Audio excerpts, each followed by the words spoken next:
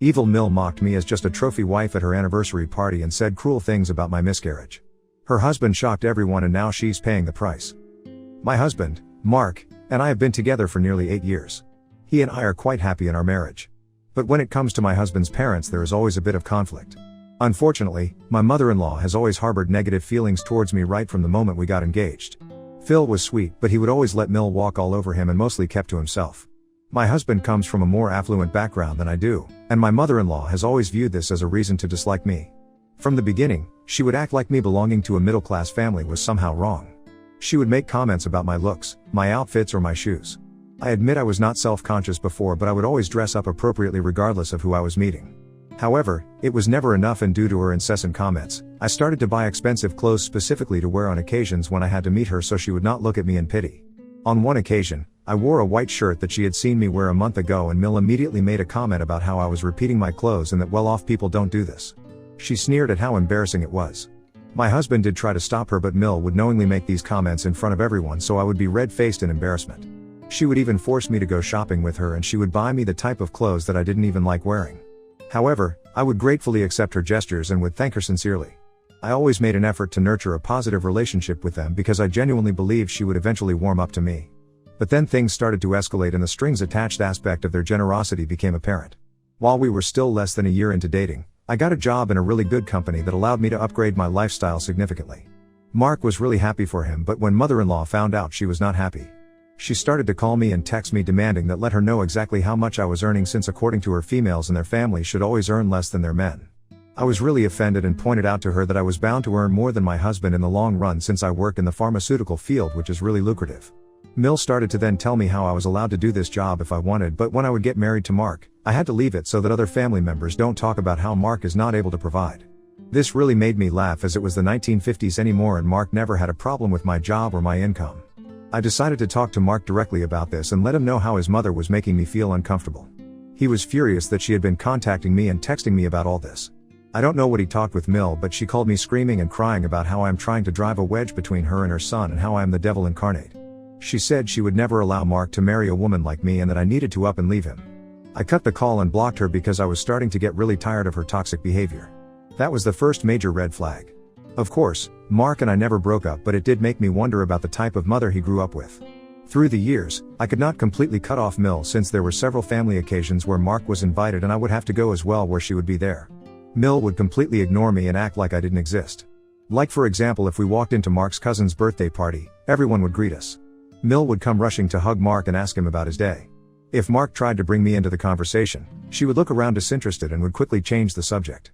The one pattern I began to notice was that she would always bring up her health issues and tell Mark about how she was getting old and frail and how one day she could just drop dead, so he needed to take care of her more, even though she had absolutely no health issues whatsoever and was perfectly fine.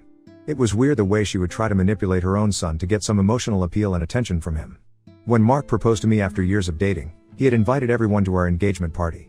My parents and grandparents were really happy for us, but I can't say the same for my husband's parents. Mill came to our party with a scowling face, and her face went down even more when she saw the ring on my hand. She started to tell Mark how disrespectful it was for him to buy me a bigger ring than the one she got from Phil.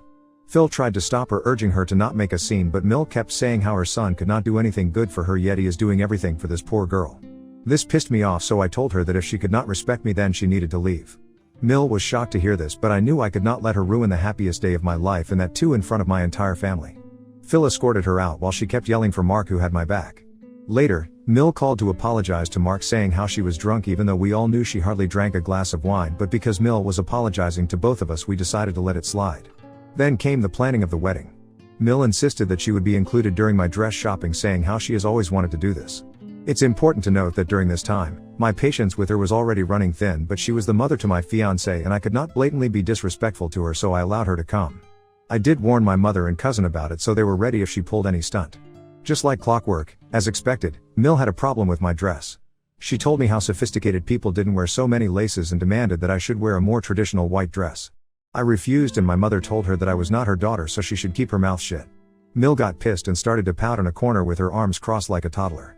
Throughout the time I tried on clothes, she would be nothing but nasty toward my dress choices. In the end, I did decide on a dress and we paid for it. Mill then came up to me and told me how she was glad that I picked up the dress because it made my arms look fat, and giggled. Hearing this comment, my mother, who had been incredibly patient, started to yell at her and admonish her for her immature behavior. I was on the verge of tears because no one wants to hear something like that about their dream dress, and I am not even fat, so I could not understand why she would say something like that. We let her know that she was going to have to find her own way back home since I had picked up everyone that day, and I refused to let her come back with us since I knew she would continue to say things about me in the car. Mill started to freak out how I could not just leave her, but that's exactly what I did. While I was on the way to drop off my mother, I got a call from my Mark, who started to ask how I could ever do this to my mother and how she had called him crying, accusing me of leaving her knowingly. I told Mark that I would explain everything once I went back home, but he continued to berate me, so my mother, who could hear everything since he was on speaker, let him know that he had no idea what his mother had done to us the whole day. She continued to list one by one about how Mill had behaved, and in the end, asked Mark if he thought this is how well-respected adults behave. Clearly, Mark was embarrassed since he had no idea about the whole story. Obviously, Mill had not told him the full picture. Anyways, later when he came back home, he apologized to me again. He told me how he just freaked out thinking his old mother was left all alone, so he reacted that way. I told him that I would have never done something like that had she not been nasty to me the entire day. Mark hugged me and let me know that he would understand if he wanted me to uninvite her from our wedding. At this point, I would have wanted nothing more than uninviting her, but I was worried that Phil might not be able to come since his wife would not let him attend if she wasn't attending. I could not let my husband's wedding pass by and his parents would not be present. I mean, that would be just outright cruel. We decided to talk to Phil before our wedding and informed him that if Mill's behavior started to get out of hand, he would have to remove her. He understood and assured us that he knew exactly what we were going through. I felt bad for the poor guy for having to handle her 24/7. During the wedding, Mill was surprisingly well behaved. She would keep bragging to everyone about how grand our celebration was, as if she had paid for anything. It was all me and my husband's wedding fund, yet his family assumed that since he was from an affluent family and Mill always showed off about it, maybe she and Phil had paid for our wedding. However, during the wedding toast, Phil made it clear that they had not paid a single dime, and this was all a result of our hard work. He also talked about how proud he was to have an accomplished deal and never imagined that his son could finally lock down someone as intelligent as me. Later guests also congratulated us since they were surprised that we could do this all on our own. Mill's face soured and she was pissed at Phil clearly. During the father-daughter dance, my dad and I danced for a while. Everyone clapped. Mark was about to come and take over when Mill came running and said how she needed to be the first woman to dance with her baby boy before any other woman. Mark obliged and they danced. Later during the wedding, Mill came up to me and congratulated me. I politely smiled when she told me out of nowhere, I was wrong. I don't think your arms look that fat in this dress. Then she walked away as if it was nothing. It really pissed me off, but I didn't want her mean comments to ruin my beautiful day. Everyone had a good time and we danced through the night and maybe drank too much. The next day when I woke up, I had several messages from Mill. Imagine my shock when I read through the messages and she had written how I had embarrassed her throughout the night and how I needed to do better if I was going to be a part of her family. I was a bit hungover, but I remembered everything throughout the night. Just in case, I called my parents to ask them if I had said or done anything embarrassing, and they said no, I didn't, and that everyone was having a good time. Later, when my husband woke up, I showed him all the messages and he told me to ignore them. I got a bit suspicious, so I asked him to tell me what Mill meant. This is when Mark revealed that throughout the night Mill would come up to him and tell him how I was having too much fun if I was even dancing with my cousins. She would tell Mark how I was a wild horse and he needed to control me since we were now married. Mark said all this jokingly and told me how he ignored her comments then and I should ignore her comments now. However, I was offended that she could imply something like that when I was dancing with my own family members in celebration of my wedding. She had no right to talk about me that way. I wanted to confront her right then and there, but Mark and I were going for our honeymoon, so I put that on the back burner. Our honeymoon was great and we had such a good time. The day we came back from our honeymoon, Mill called me and started to sweetly ask me how the honeymoon went. This was very weird since she hardly calls me. I told her how I didn't appreciate what she said about me to Mark on the night of our wedding, and she quickly brushed it off, saying she didn't mean any harm. Then she continued to pry details into our honeymoon and kept asking if we had a lot of alone time. I asked her to be straight up with me since I didn't think our honeymoon was any of her business, but Mill started to say how she simply wanted to know if she was going to be a grandmother soon. I almost gagged when I heard that for two reasons. The first reason is I had just got married and it was not even a week. She expected me to become a breeding mule for her dream of becoming a grandmother. Secondly, both Mark and I never want kids. We had discussed this long before we got serious with each other and our opinions had never changed. We did not want to raise kids, although we had nothing against children. Now this is something we had never really outright told our parents because at the end of the day, it's our personal business. I kept my mouth shut as Mill kept saying how I needed to get pregnant as fast as I could as my biological clock was ticking and this was my best baby making years. I was cringing so hard hearing her talk this way when she took it one step even further. She started to say how me and my husband should stop using condoms, which was an extremely inappropriate thing for her to say. I shut her down immediately and told her that I was done with this conversation. When I told Mark about this, he was furious. He immediately called her to give her a piece of his mind and truthfully confessed to her that we didn't want children. Mill reacted exactly like we knew she would. She screamed and raged over the phone and acted like we had killed her dog or something. She started to threaten that if he didn't give her a grandchild then she would not leave anything in her will, to which Mark laughed and let her know that she owned no assets since she and Phil had a prenup, so she could not give him anything anyways. Mill then screamed at me that this was all my fault and that as a woman my only job was to give a child to my husband and I could not even do that. She started to throw words like faulty, which was really hurtful to hear. Mark asked her to stop, but she continued to throw insults at me and told us how we had destroyed her lifelong dream and that if we didn't want kids then why the hell did we ever get married? Hearing this, Mark finally put his foot down. He told her that he was done and she needed to shut up. He let her know that she could not speak to me that way anymore and that since she had continued to disrespect me for all these years, he was done with her. Mill tried to backtrack, but he told her that he was going to cut her off from his life and that she was not welcome anymore to our place or in our lives. He warned her that if she ever showed up we would directly call the police and embarrass her in front of our neighbors. We knew how much she cared about other people's opinions.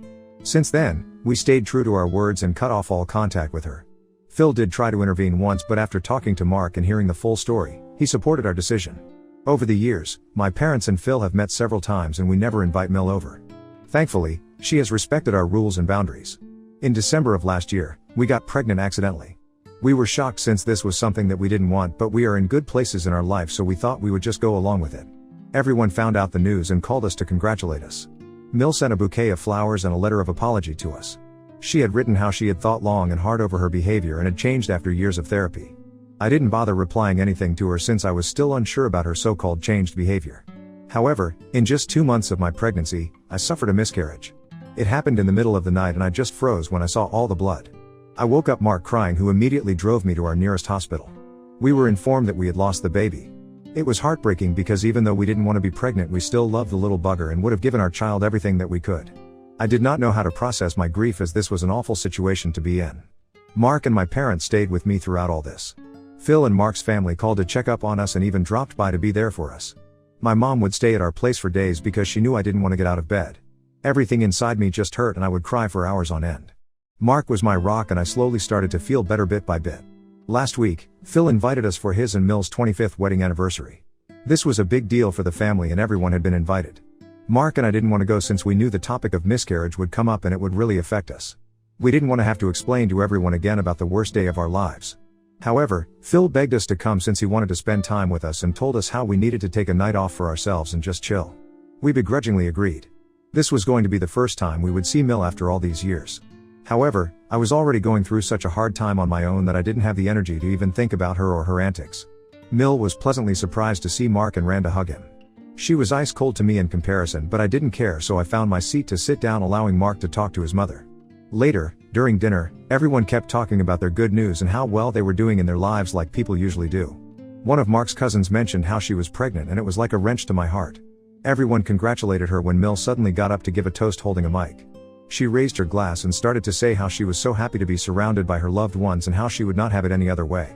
Mill then congratulated Mark's cousin for her pregnancy and started to say how she was bringing a little bundle of joy into the world while others are killing children. She then looked at me pointedly and started to say how she knew I had done something to the baby because there was just no way that it was a simple miscarriage. Mark and I immediately froze because we could not believe how unbelievably cruel she was being.